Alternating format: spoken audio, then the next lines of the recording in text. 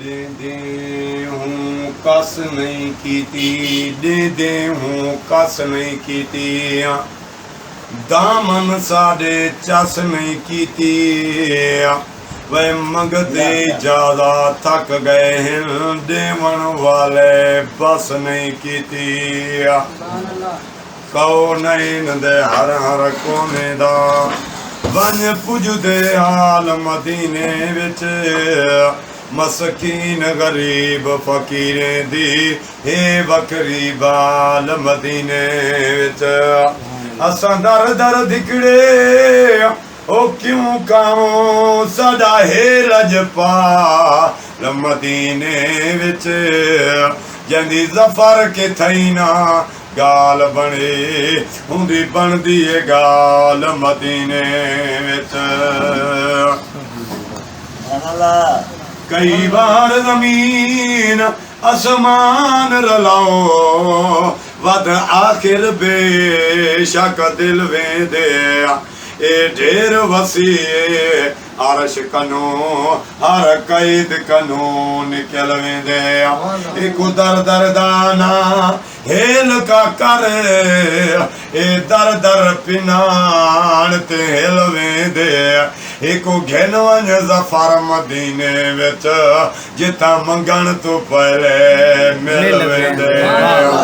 बेदाम असां लई लाम मिसे, हर गुल गुलजार च नहीं विकदे, एक याद विकण दी मौसम आई, हर चेत्र बहार च नहीं विकदे। असां विक गए आए मुस्तफा एक देना, हर दर दरबार ते नहीं विकदे। साडी ज़फर मदीने बोली लो, असां हर बाजार च नहीं विकदे। चन तोड़ी वंजना मुश्किल नहीं, चन कोल सजावना बई गाले, पानी हर कोई फर्श तो कढ गिन दे, उंगली नाल कढावना बई गाले। से जो बरदा लांदा राए वेंदे, वापस मोड़ खड़ा वना बई गाले। इंसान ता कलमा पढ़ गिंदन ज्यादा, पत्थरां को पढ़ा वना बई गाले। अल्लाह क्या फरमाए, जबरील वन महबूब दो,